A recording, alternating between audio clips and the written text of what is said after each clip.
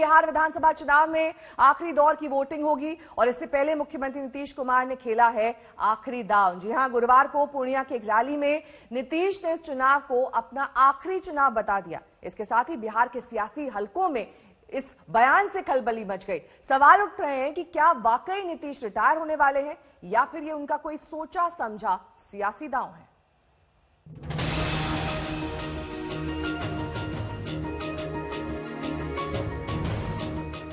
और जान लीजिए, आज चुनाव का आखिरी दिन है, अब परसों चुनाव है और ये मेरा अंतिम चुनाव है।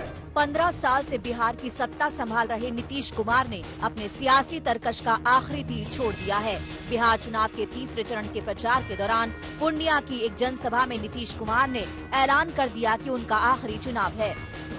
जान लीजिए, आज चुनाव का आखिरी दिन है, अब परसों चुनाव है और ये मेरा अंतिम चुनाव है। अंत भला तो सब भला। नीतीश कुमार ने ये ऐलान ऐसे वक्त में किया है जब बिहार में कल आखिरी चरण का मतदान है। नीतीश को इस चुनाव में आरजेडी के तेजस्वी यादव की तरफ से लगातार कड़ी चुनौतियों का सामना करना पड़ रहा है। तेजस्वी अपनी कई सभाओं में नीतीश को रिटायर होने की सलाह दे चुके हैं, लेकिन नीतीश ने इसका बेहद सख्ती से जवाब भी दिया था। नीतीश कुमार जी थक चुके हैं, उनसे नहीं संभल रहा है। वो आप लोगों ने भी देखा, चाहे चमकी बुखार हो, चाहे जल जमाव हो, चाहे बाढ़ हो, चाहे कोरोना हो, चाहे पलायन हो, गरीबी हो, बेरोजगारी हो, कारखाने हो, एक तरह से उनका हाथ खड़ा कर दिया उन्होंने कि भैया हमसे नहीं हो सकता। समुंदर होता तो कारखाने लगाते, रोजगार तो दे ही नहीं सकते हैं। तो ये बातें हैं। एक हमने जो लोगों के सामने जो विकल्प पेश किया है, भरोसा जताया है, लोगों की उम्मीद है और देखिए परिवर्तन होते रहना चाहिए। मजा ले ना भाई, मजा ले, आनंद ले। देखिए, हमको अगर कोई मेरे खिलाफ कुछ भी बोलता, हम जरा भी नहीं उस पर कुछ एतराज। अच्छा है, बोलो, जितना बोलोगे बोलो, बहुत अच्छा है। लेकिन जितना लोग बोलता है इस तरह की बात ना, उनके कुछ खास लोग उनके पक्ष में रहेंगे। ये अच्छी तरह जान लीजिए, लोगों को ठीक से नहीं पता चलता है। सुना आपने, रिटायरमेंट की बात पर पलटवार करने वाले नीतीश कुमार को अचानक ये कहने की जरूरत क्या पड़ गई कि ये उनका आखिरी चुनाव है। क्या नीतीश कुमार ने जनता के बीच आखिरी चुनाव का ड्रम कार्ड फेंका है? हम जो बात पहले से कहते रहे हैं कि नीतीश कुमार जी थक चुके हैं, उनसे बिहार संभल नहीं रहा, वो जमीनी हकीकत को पहचान नहीं पाए और जब आखिरी दिन चुनाव के आखिरी सभा में उन्होंने खुद ही घोषणा कर दी कि अब वो राजनीति से संन्यास ले रहे हैं, तो उन्होंने जो ज़मीनी हकीकत है, अब हो सकता है कि उनको एहसास हुआ होगा और उन्होंने आज घोषणा कर दी राजनीति से संन्यास लेने की।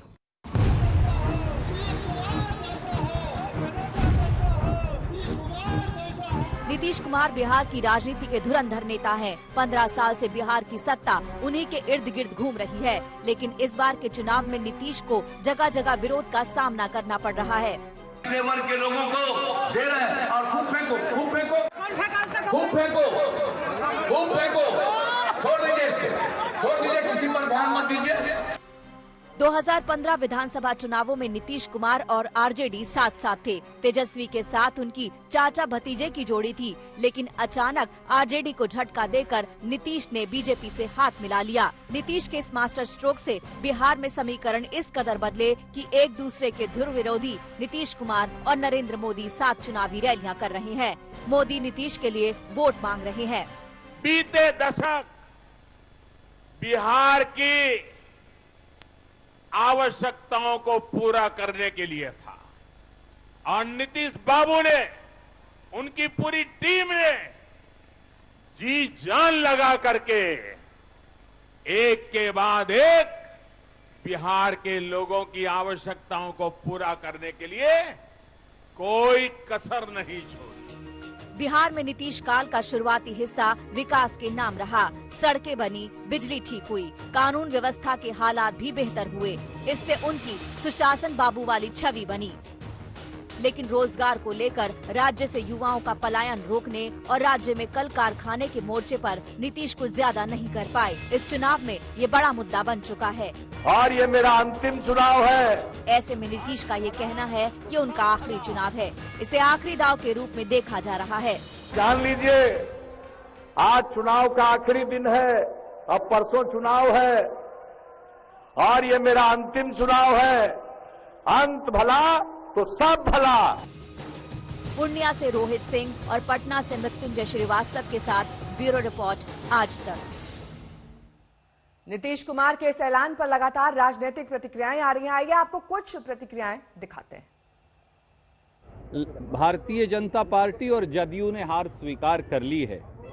नीतीश बाबू ने भी हार स्वीकार कर ली है, ये मानकर के ये उनका आखिरी चुनाव है। बिहार नई सरकार चुनेगा। आप जाइए, टायर्ड और रिटायर्ड सरकार की विदाई का समय आ गया।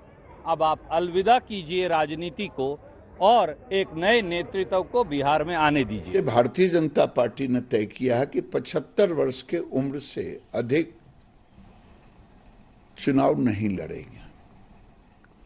तो नीतीश कुमार अभी 71 के हैं, ये अंतिम चुनाव है। उन्होंने एक राजनीतिक सुचिता कायम की है। वैसे अभी कई लोग जेल में बैठ कर के भी वहां से टिकट बांट रहे हैं और वो 76 पार कर चुके हैं। तो वो वाकई उन्होंने ठीक ही कहा है। आखिरी चुनाव क्या है, अब उम्र के जिस मुकाम पर पहुंच गए हैं तो उनको आराम करना चाहिए।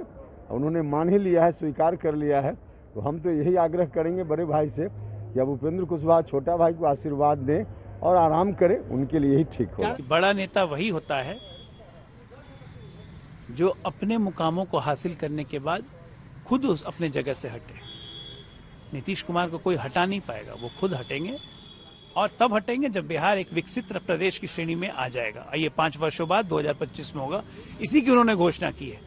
लेकिन अगर बिहार की जनता क्या पता 2025 में आग्रह और करे कि नहीं आप रहिए, उनको विवश कर दे, तो कुछ भी हो सकता है। जनता दल यूनाइटेड पार्टी का पूरी तरीके से अस्तित्व, और आज के उनके इस बयान के बाद मुझे नहीं पता किसने उनको ये बुद्धि दी कि आप आज ये बयान दें। जो उनके प्रत्याशी थोड़ी बहुत भी लड़ाई लड़ रहे थे, उनका भी आपने मनोबल पूरा तोड़ दिया।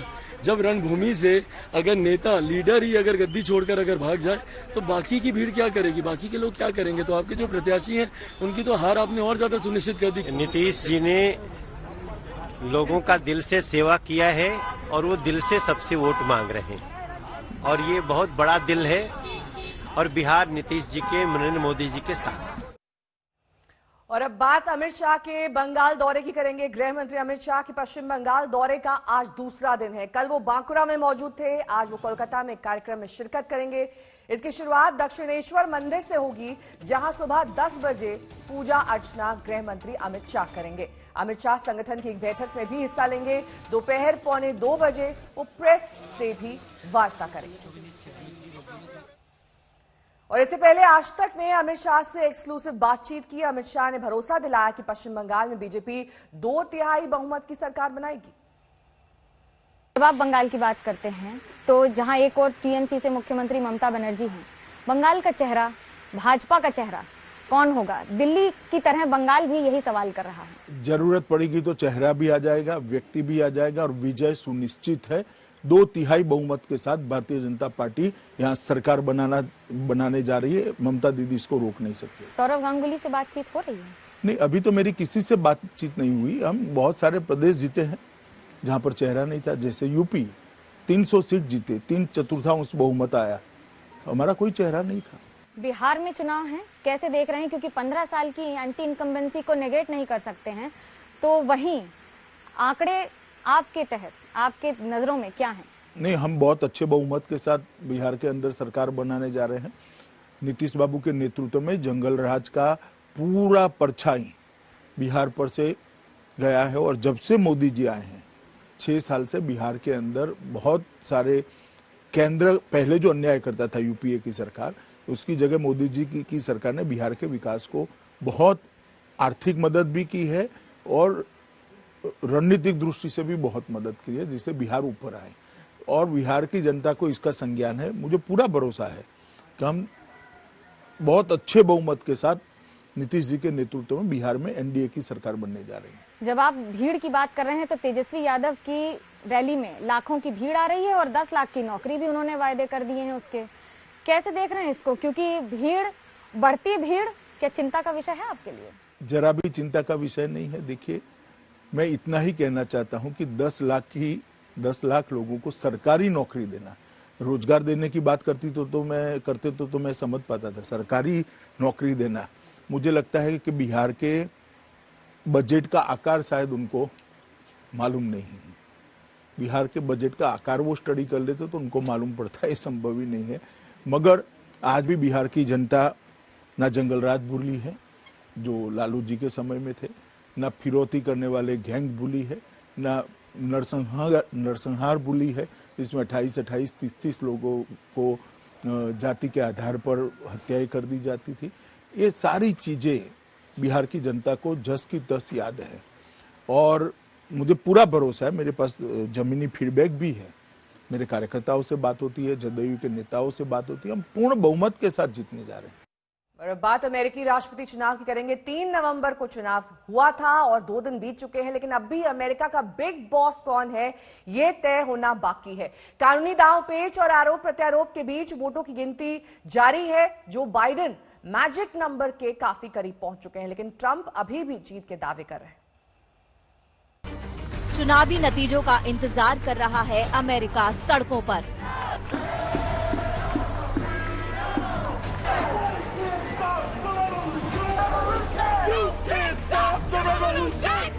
हर वोट की गिनती करो का नारा शहर शहर गूंज रहा है।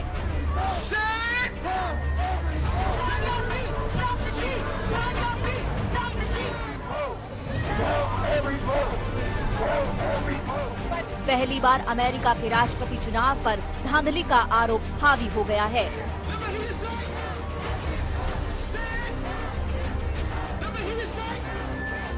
धांधली के आरोप लगाने में ट्रंप की रिपब्लिकन पार्टी सबसे आगे है।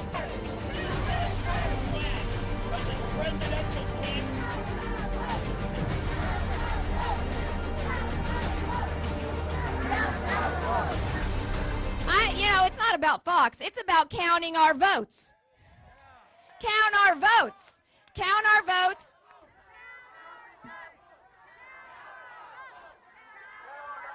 So don't go away because we are winning this. Stay vigilant. Stay awake. Do not let this election be stolen. I won't. I know you won't. We are here to protect every legal vote. If the current trends continue, as we have seen, because we follow the science, President Trump is going to overtake Joe Biden and we are going to win Arizona. ऐसा भी नहीं कि हर vote की गिनती की मांग Trump की तरफ से ही हो रही हो, यही मांग जो बाइडेन भी लगातार कर रहे हैं।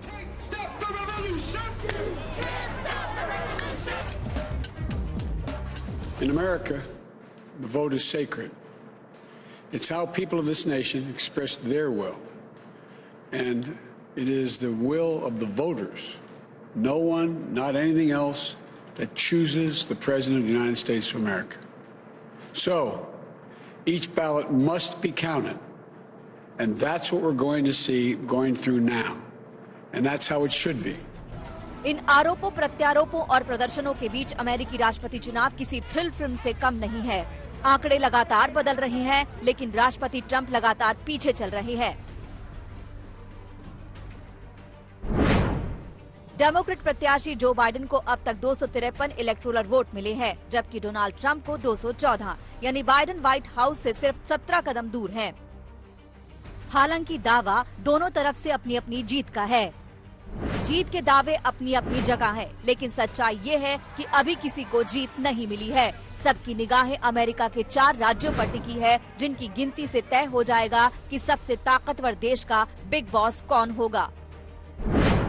उन 4 राज्यों में पेंसिल्वेनिया और जॉर्जिया है, जिनको रिपब्लिकन पार्टी का गढ़ माना जाता है, जबकि नेवाडा और एरिजोना को डेमोक्रेटिक पार्टी का। पेंसिल्वेनिया में 20 इलेक्टोरल वोट हैं और जॉर्जिया में 16, नेवाडा में 6 और एरिजोना में 11। अब अगर डेमोक्रेट उम्मीदवार जो बाइडेन अपने प्रभुत्व वाले नेवाडा और एरिजोना जीत जाते हैं तो उनके पास 253 और 17 वोट जोड़कर 270 हो जाएंगे, जो कि जीत का जादुई आंकड़ा है। दूसरी तरफ राष्ट्रपति ट्रंप को जीतने के लिए काफी मशक्कत करनी होगी। Election interference from big media, big money, and big tech. As everybody saw, we won by historic numbers, and everybody knew it at the time. There was no blue wave that they predicted. They thought there was going to be a big blue wave. That was false. It was done for suppression reasons. But instead, there was a big red wave. This country is going to win. That's the way the United States will win. And we think we will win the election very easily. We think there's going to be a lot of litigation because we have so much evidence, so much proof, and it's going to end up perhaps at the highest court in the land. We continue to feel, Senator and I, we continue to feel very good about where things stand. We have no doubt that when the count is finished, Senator Harris and I will be declared the winners. So I ask everyone to stay calm, all the people to stay calm. The process is working. The count is being completed, and we'll know very soon. So thank you all for your patience, but we have to count the votes. गिनती जारी है, लेकिन उसके साथ ही दिलों की धड़कनों की गिनती भी जारी है, जो अमेरिका के नए नायक के लिए इंतजार में धड़क रही है। ब्यूरो रिपोर्ट, आज तक। अब आपको सैन्य शक्ति के दम पर नए तेवर वाले भारत की एक झलक दिखलाते हैं। एक और बंगाल की खाड़ी में क्वाड देशों यानी कि अमेरिका, जापान, ऑस्ट्रेलिया और भारत का युद्धाभ्यास चल रहा है, तो वहीं दूसरी तरफ 3 राफेल विमानों की नई खेप भारत पहुंच चुकी है।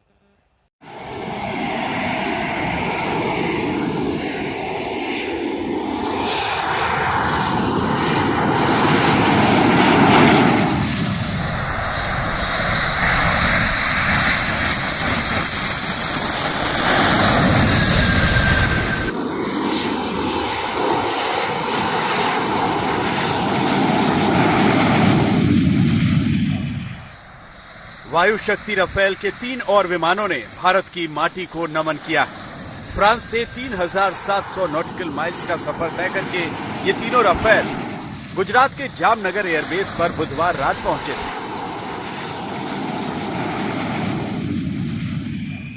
अब की बार भारत आए राफेल विमानों ने फ्रांस से यहां तक के सफर में कोई ब्रेक नहीं लिया। 8 घंटों की नॉन स्टॉप फ्लाइट से तीनों राफेल भारत पहुंचे।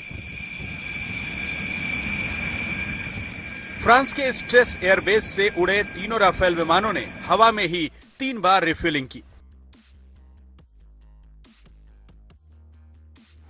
एयर रिफ्यूलिंग का सीधा मतलब है कि विमानों को ईंधन भरवाने के लिए लैंडिंग की जरूरत नहीं होती। एक खास तरह के सिस्टम के जरिए ये विमान एक विमान से दूसरे विमान में ईंधन हवा में ही भरा जा सकता है। इसके लिए पहली शर्त होती है दोनों विमानों को एक जैसी स्पीड पर उड़ान भरना होता है। इसके बाद टैंकर विमान से एक विशेष पाइप के जरिए प्लेन के नोजल से जुड़ना होता है। ये एक बेहद कठिन प्रक्रिया है और इसके लिए खास तरह की ट्रेनिंग होनी चाहिए। एक बार नोजल की पकड़ बनती है तो 5 मिनट में इतना ईंधन भरा जा सकता है कि विमान अगले 2 से 3 घंटे तक अतिरिक्त उड़ान भर सकता है। इससे पहले जुलाई में जब 5 राफेल एयरक्राफ्ट आए थे तो उनमें भी बीच हवा में ईंधन भरे गए थे। हालांकि तब राफेल विमानों को यूएई में 1 दिन के लिए रोका गया था। 3 नए राफेल जो भारत पहुंचे हैं वो भारतीय वायुसेना के गोल्डन एरोज स्क्वाड्रन का हिस्सा होंगे। जुलाई में जो राफेल आए थे वो सितंबर में भारतीय वायुसेना के बेड़े में शामिल होने के बाद ऑपरेशनल ड्यूटी पर तैनात है। भारतीय वायुसेना का हिस्सा बन चुके राफेल विमानों को कठिन मिशन दिया गया है। उन्हें उस लद्दाख जोन में तैनाती दी गई है जहां भारतीय सेना चीन के विस्तारवाद के खिलाफ लोहे की दीवार बनकर खड़ी है। राफेल जैसी युद्धक मशीन के दम पर भारत को भरोसा है कि हमारे सैनिक सरहद पर कोई आंच नहीं आने देंगे। India is peace-loving country. We believe that differences should not become disputes. However, India is determined to protect its sovereignty and territorial integrity in the face of unilateralism and aggression, no matter what the sacrifice. रक्षा मंत्री राजनाथ सिंह की ये दो टूक सिर्फ Rafale की ताकत के भरोसे नहीं है।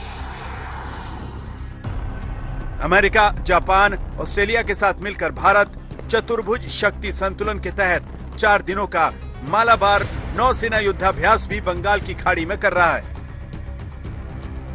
मालाबार युद्धाभ्यास के दौरान अमेरिकी और जापानी सेनाओं के साथ तालमेल बिठा रहा यह भारत का INS शक्ति जहाज है।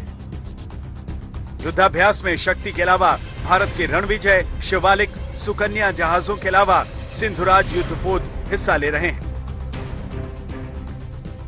मालाबार युद्धाभ्यास में anti submarine warfare operations, cross deck landing और सीमैनशिप कलाबाजियां दिखाई जा रही हैं। मालाबार युद्धाभ्यास का दूसरा चरण इसी महीने अरब सागर में किया जाएगा।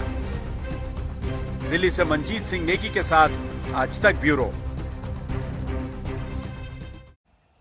पुणे से एक ऐसी वारदात सामने आई है जो महाराष्ट्र में महिलाओं की सुरक्षा को लेकर ढेरों सवाल खड़े करती है। रात के अंधेरे में पहले एक महिला से बलात्कार की कोशिश की गई और जब महिला विरोध करती है तो तेज धारदार हथियार से उसकी आंख निकाल ली गई। पुणे के इस गांव में हड़कंप मचा हुआ है। यहाँ हुई दरिंदगी की कहानी आपके रोंगटे खड़ी कर देगी। हवस के चक्कर में एक हैवान ने 37 साल की महिला के साथ हैवानियत की सारी हदें पार कर दी। पहले महिला से बलात्कार की कोशिश की गई। जब महिला ने विरोध किया तो तेज धारदार हथियार से हमला किया और एक आंख निकाल ली। बुधवार की रात पीड़ित महिला शौच के लिए गई थी। रात के करीब 9 बजे का वक्त रहा होगा। किसी ने उसे पीछे से दबोचा और जबरदस्ती करने की कोशिश की। महिला ने विरोध किया और शोर मचाने लगी, जिसके बाद बलात्कार की कोशिश करने वाले ने हमला कर दिया। पुलिस ने अज्ञात व्यक्ति के खिलाफ धारा 307 और 354 के तहत मामला दर्ज किया है। महिलेवर काल रात्री ती शौचालयासाठी गेलेली असताना एका अज्ञात व्यक्तीने निर्गुणपणे हल्ला केलेला आहे। यामध्ये ती महिला गंभीर जखमी झालेली आहे। तिला ससून हॉस्पिटलमध्ये ॲडमिट केलेलं आहे। यामध्ये आता स्पॉटला आम्ही आलेलो आहे आणि एक्झॅक्टली नेमका काय इन्सिडेंट झाला, कशा प्रकारे याच्यामध्ये घटना घडलेली याची माहिती घेतली आहे। पोलीस याच्यात पुढचा तपास करतात। लवकरात लवकर आम्हाला आरोपी निष्पन्न होईल अशी अपेक्षा आहे। पुणे के शिरूर तहसील में हुई इस घटना ने कानून व्यवस्था को लेकर कई सवाल खड़े किए हैं, लेकिन फिलहाल पुलिस इस सवाल का जवाब ढूंढ रही है कि आरोपी कहां फरार है। साथ ही इस सवाल का जवाब भी तलाश रही है कि दरिंदगी के पीछे की वजह कोई पुरानी रंजिश तो नहीं। पंकज खेलकर, पुणे, आज तक। बात अब चीन की करेंगे। पूर्वी लद्दाख में तनातनी को लेकर आज भारत और चीन के बीच एक बार फिर कोर कमांडर स्तर की बातचीत हो रही है। कोर कमांडर स्तर की ये बैठक चुशूल में की जाएगी और इस बीच भारत ने यह भी साफ कर दिया कि संप्रभुता और अखंडता से कोई समझौता मंजूर नहीं किया जाएगा।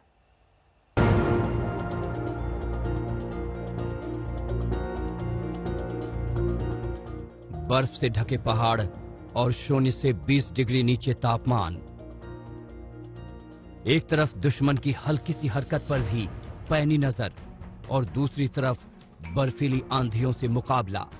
भारत चीन सीमा विवाद की वजह से लद्दाख की ऊंची चोटियों पर सेना के जवानों की तैनाती अब भी बनी हुई है। इस तनाव को कम करने के लिए दोनों देशों के कोर कमांडरों के बीच संवाद का सिलसिला जारी है। आज चुशूल में कोर कमांडर स्तर की 8वीं बातचीत हो रही है।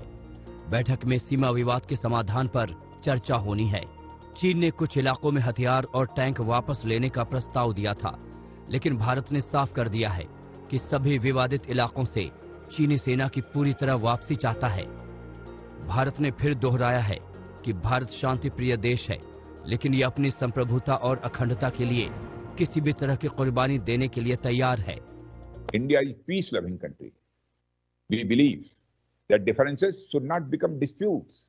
However, India is determined to protect its sovereignty and territorial integrity in the face of unilateralism and aggression, no matter what the sacrifice.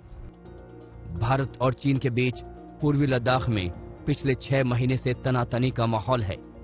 दोनों तरफ से बड़ी तादाद में सेना की तैनाती लगातार बनी हुई है। सेना के कोर कमांडरों के साथ दौर की बातचीत में इन इलाकों को लेकर अभी तक कोई सहमति नहीं बन सकी है। आज तक ब्यूरो।